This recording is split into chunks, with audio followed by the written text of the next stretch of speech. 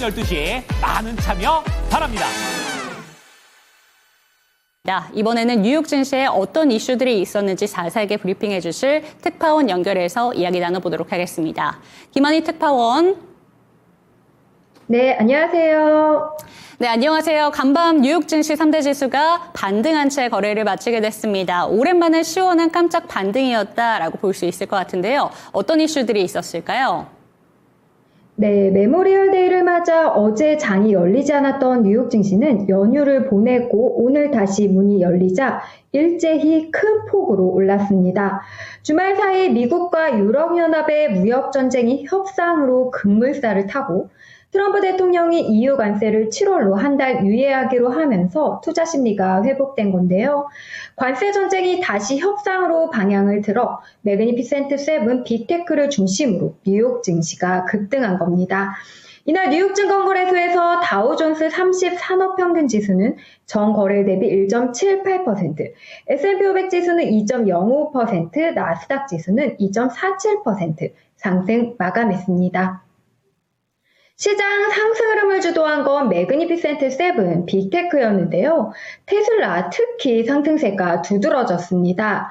일론 머스크 CEO가 주 7일 하루 24시간을 회사 경영에 전념하겠다고 다짐하면서 주가가 폭등한 건데요. 지난달 유럽 판매가 반토막이 났다는 악재도 머스크 경영 복귀에 대한 투자자들의 기대감을 꺾지 못했습니다.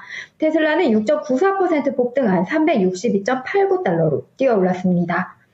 엔비디아도 내일 장마감 뒤 발표되는 분기 실적 기대감 속에 3.2% 급등한 135.5달러로 치솟았습니다.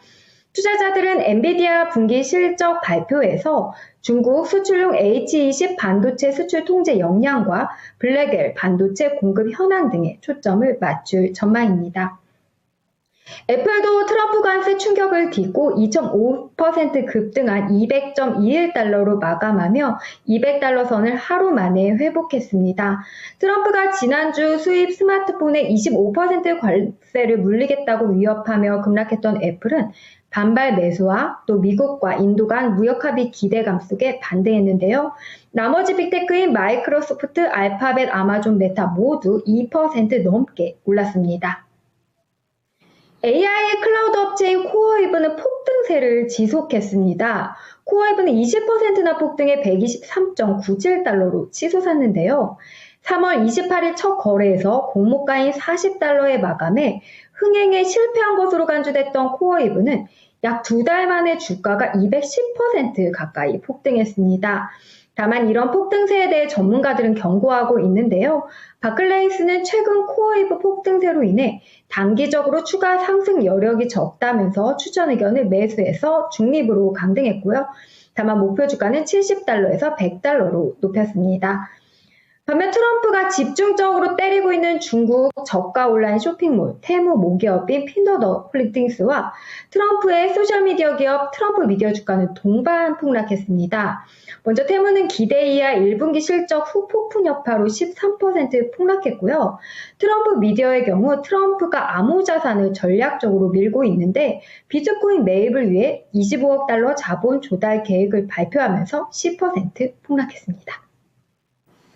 네, 하루 쉬어갔던 뉴욕 증시가 이렇게 반등을 보인 것에는 관세의 영향도 있을 것 같습니다. 그리고 여기에다가 소비 심리 개선까지 주가 상승 촉매제로 작용한 것으로 보이는데요. 오늘 트럼프 행정부의 관세 정책에 새로운 내용이 있었을지 궁금합니다. 내용 전달해 주시죠. 네, 오늘 시장은 관세 전쟁을 둘러싼 불안감을 떨쳐낸 투자자들이 기술주를 중심으로 대거 주식 매수에 나서면서 좋은 흐름을 보인 건데요. 일단 어제 시장이 쉬었던 만큼 주말에 있었던 EU에 대한 50% 관세 발효일자를 당초 6월 1일에서 7월 9일로 연기한 게 영향이 컸습니다. 말 바꾸기를 계속하고 있는 트럼프인데요. 어쨌든 EU는 7월 9일까지는 미국이 전 세계에 부과한 기존 10%의 기본 관세만 적용받습니다. 백악관도 추가 무역 협상이 타결이 임박했음을 시사했습니다. 케비넷이 미국 백악관 국가경제위원회 위원장은 이날 CNBC와의 인터뷰에서 이번 주 몇 건의 추가 협상이 있을 것으로 기대한다고 말했습니다. 시장 전문가들은 이 같은 무역 갈등 완화 조짐이 주식시장에 긍정적인 여건을 제공하고 있다고 입을 모았는데요. 브레이브 이글 웰스 매니지먼트의 로버트 루지렐로는 7월 9일까지 유예된 EU 관세는 이번 무역 상황의 전반적인 해결 과정에서 중요한 진전이라며 이는 무역 합의가 계속해서 성사될 가능성을 높여주고 바로 그게 시장이 기대하고 있는 메시지이기도 하다고 설명했습니다. 경제 지표는 긍정적이었습니다. 관세 정책 불확실성과 경기 침체 우려로 크게 악화했던 미국 소비자들의 심리가 5월 들어 크게 개선된 것으로 나타난 건데요. 미국 경제조사단체 컨퍼런스 버드는 5월 미국의 소비자 신뢰지수가 98로요. 지난달보다 12.3포인트나 상승했다고 밝혔습니다. 전문가 전망치인 86도 크게 웃돈 건데요. 미국과 중국이 지난 12일, 90일간의 관세 전쟁 휴전에 합의한 게 소비자 신뢰 개선에 영향을 미쳤다고 컨퍼런스 측은 설명했습니다. 소비자 신뢰 반등은 5월 12일 미중 무역 합의 이전에도 어느 정도 가시화된 상태였지만 합의 이후 반등세가 더욱 가속화했다는 건데요. 이 소비자 신뢰 지수는 작년 12월부터 4월까지 5개월째 하락세를 이어가면서 소비자 경제 심리에 급격한 악화를 시사해온 바 있습니다. 오늘 공개 발언에 나선 연준 위원들은 통화정책에 신중한 모습 보였습니다. 토마스 바킨 리치먼드 여는 총재는 기업들이 불확실성으로 신규 채용과 투자 결정을 미루고 있다고 판단했고요. 닐 카시카리 미니애폴리스 여는 총재는 관세가 경제에 미칠 영향이 명확해질 때까지 연준이 금리를 동결하는 게 바람직할 거라고 밝혔습니다. 이번 주 투자자들은 엔비디아의 실적과 1분기 GDP 수정치 그리고 4월 개인 소비 지출 PCE 물가지수 발표를 앞두고 있습니다. 내일은 특히 엔비디아 실적 발표와 연준 FOMC 회의록이 공개됩니다. 엔비디아의 실적에서는 미국 정부의 대중 수출 통제가 회사에 얼마만큼의 영향을 미쳤을지가 가장 주목되고요. BNP 파리바의 데이비드 오코너는 이번 재고 손실 처리로 인해 연간 기준으로 H20 부문에서 150억 달러의 매출 타격이 예상된다고 설명했습니다.